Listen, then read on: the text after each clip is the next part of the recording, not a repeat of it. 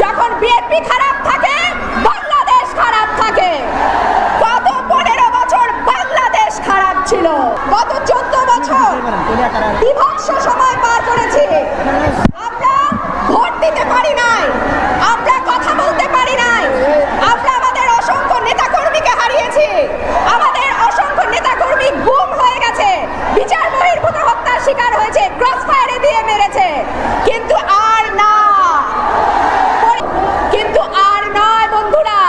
আমি আলো দেখি, টানেলের পেছনে যে আলো, সেই আলো আমি দেখি। কত বাধা, কত বিঘ্ন, বাস বন্ধ করে দেয়, ট্রাক বন্ধ করে দেয়, নৌকা বন্ধ করে দেয়, লঞ্চ বন্ধ করে দেয়। পারছে আমার ভাইদের জনসমাবেশে আসা ঠেকাইতে? পারে নাই।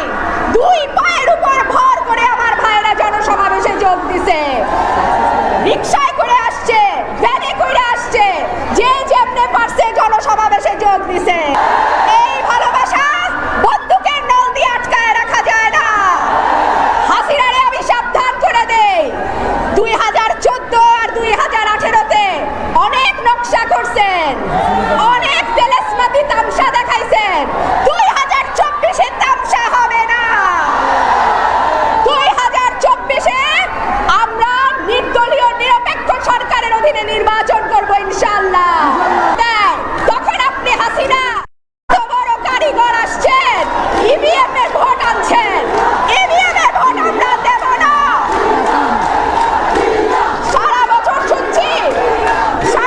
শুনছি বাংলাদেশে উন্নয়ন হয়েছে, উন্নয়ন হয়েছে, উন্নয়ন হয়েছে। আজকে যখন পরীক্ষা দিতে বসি দেখি পরীক্ষায় আসছে দুর্ভিক্ষ, পরীক্ষায় আসছে রিজাল্ট নাই, পরীক্ষায় আসছে জিনিসপত্রের এত দাম মানুষের কিনবার ক্ষমতা নাই। তো 15টা বছর কি করছেন? দেশটারে লুট করছেন আপনারা, দেশটারে শেষ করছেন আপনারা, 21 কোটি মানুষের পথে বসাইছেন আপনারা। যা যা করছেন তার সব হিসাব আমরা নেব ইনশাআল্লাহ। তখন বিএনপি ভালো থাকে, তখন বাংলাদেশ ভালো থাকে। যখন বিএনপি খারাপ থাকে বাংলাদেশ খারাপ থাকে। যে তারা ব্যর্থ হতে আর বেশি সময় লাগবে বলে আমার মনে হয় না। মানে তারা এক প্রকারের ব্যর্থতার দিকেই এগিয়ে যাচ্ছে, কেন জানি আমাদের কাছে পরিষ্কারভাবে মনে হচ্ছে এবং আমরা দেখতে পাচ্ছি। এই গণ অভ্যুত্থান যে কায়দায় যে প্রক্রিয়ায় হয়েছে এবং এই গণ অভ্যুত্থান পরবর্তী যে সরকার গঠিত হয়েছে, আসলে জনগণের যে প্রত্যাশা, যে ডিমান্ড, যে আকাঙ্ক্ষা ছিল, কতটুকু বাস্তবায়ন করতে পারবে তা কিন্তু অনেকাংশেই বা অনেকটাই ছাত্র জনতার উপরেই ডিপেন্ড করে। কিন্তু ছাত্র জনতার অ্যাক্টিভিটিস, কর্মকাণ্ড নিয়ে আমরা অনেকটাই সন্দিহান এবং অনেকটাই বলতে পারেন যে এক প্রকারের সবাই ফেড আপ, বিরক্ত। আজকে দেখেন ক্যাম্পাসগুলোতে মব জাস্টিস এর নামে যা শুরু হয়েছে, হ্যাঁ আমরা ধরে নিলাম যে তারা ছাত্রলীগের অনুপ্রবেশকারী সাবেক নেতা। এখন আমার প্রশ্ন বা আমাদের সবারই প্রশ্ন যে ছাত্রলীগ যারা করে আসছে বা আগে যারা ছাত্রলীগের ক্যাডার ছিল, ছাত্রলীগের নেতা ছিল বা ছাত্রলীগের হোয়াটএভার, এই ছাত্রলীগের নেতা বা ক্যাডাররা কিভাবে এই বলে বৈষম্য বিরোধী আন্দোলনের সমন্বয়ক হয় বা কিভাবে তারা এই আন্দোলনে বা এই সংগঠনের ভিতরে যুক্ত হয় বা কিভাবে জায়গা পায়? ধরেন একজন ছেলে আগে ছাত্রলীগ করেছে, ছাত্রলীগের ক্যাডার ছিল, দীর্ঘদিন ছাত্র রাজনীতি করে আসছে, তা আপনারা তাকে কি দেখে আপনাদের এই সংগঠনে জায়গা দিলেন? ধরে নিলাম সে পদত্যাগ করছে, অব্যাহতি নিয়েছে, মানে একজন ছাত্রলীগের সাবেক ক্যাডার বা সাবেক নেতা সে পদত্যাগ করলে বা দায়িত্ব থেকে অব্যাহতি নিলেই ধোয়া তুলসী পাতা হয়ে গেল। তাহলে এখন হাসিনা যদি বলে যে এখন আর আমি আওয়ামী লীগে নাই, আমি আওয়ামী লীগ ত্যাগ করলাম বা ছেড়ে দিলাম, তাহলে কি আপনারা তাকে গ্রহণ করবেন? বলছে, উনিকে বলার সুযোগ পাচ্ছে না বা বলছে না, কিন্তু এটা আপনাদের সাম্প্রতিক সময়ের যে কর্মকাণ্ড, যে চরিত্র, এই কর্মকাণ্ড, চরিত্র, অ্যাক্টিভিটিস দেখে একবারে পরিষ্কারভাবে আমরা দেখতে পাচ্ছি ছাত্ররা তাদের যা করা দরকার ছিল, যা করা উচিত ছিল, তারা সেটা করছে না, তারা ভিন্ন পথে হাঁটছে। আবার রাজনৈতিক দলগুলোর মধ্যে যে সমন্বয়, যে সম্পর্ক, যে একটা বন্ডিং দরকার ছিল, সেটা হচ্ছে না। যেন মনে হচ্ছে রাজনৈতিক দলগুলো এখনই একটা বড় ধরনের প্রতিযোগিতায় নেমেছে, কে কাকে ঘায়েল করতে পারে। আবার ছাত্ররা তারা নিজেদেরকে মনে করছে যে আমরা একবারে মানে আমেরিকার প্রেসিডেন্ট হয়ে গেছি, অল ইন অল, সর্বে সর্বা, আমরাই সব। সবার মধ্যে না, অনেকের ভিতরে। আমি একচেটিয়াভাবে সবাইকে দোষারোপ করছি না।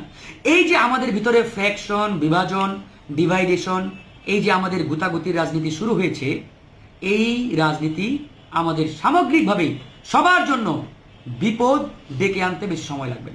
সবাই বিপদে পড়বো, প্রত্যেকেই। বাংলাদেশ বিপদে বললে আপনি ছাত্র না, আপনি বিএনপির কর্মী না, জামাতের নেতা না, গণ অধিকারের অমুক, এসব দেখার টাইম থাকবে না।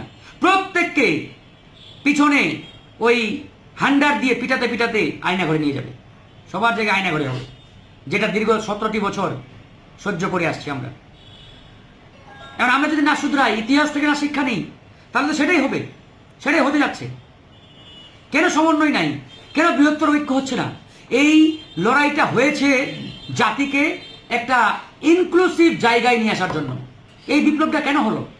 এই বিপ্লবটা হয়েছে হাসিনার এগনিস্টে যারা ছিল, আওয়ামী লীগের বিপরীতে যারা ছিল, প্রত্যেককে একটা ইনক্লুসিভ জায়গা আসছে, এক জায়গায় আসছে, এক ছাতার নিচে।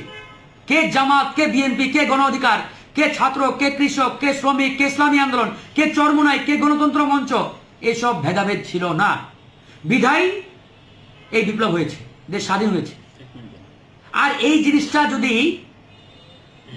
আমাদের মধ্যে না থাকতো, তাহলে আওয়ামী লীগের দুঃশাসন এখনো চলতো। এখন আমরা স্বাধীন হয়েছি, তাই মানে ভাববেন না যে আমরা সব কিছু পেয়ে গেছি। সব আমাদের হয়ে গেছে। আমাদের এই ইনক্লুসিভ বন্ডিং সম্পর্ক ধরে রাখতে না পারলে আগামীর বাংলাদেশ খুব শীঘ্রই আবার ভয়াবহ এক বিপজ্জনক অবস্থার দিকে ধাবিত হচ্ছে। আমরা দেখতে পাচ্ছি, আমি নিজে দেখতে পাচ্ছি। এবং এই বিপদ থেকে কেউ রেহাই পাবে না, নো ওয়ান, নো বডি। প্রত্যেকে বিপদে পড়বেন, প্রত্যেকে আইনে করে যাবেন। আপনার ওই রাজনৈতিক পরিচয়, আপনার ওই ছাত্রের পরিচয়, আইডেন্টিটি কোনোটাই কাজে লাগবে না। প্রত্যেকে বিপদে পড়বেন, না রাজনৈতিক দল, না ছাত্র, না জনতা, এভরিবডি, এভরিওয়ান আইনা করে জায়গা হবে। এখনো সময় আছে। আমরা আপনাদের সমালোচনা করছি।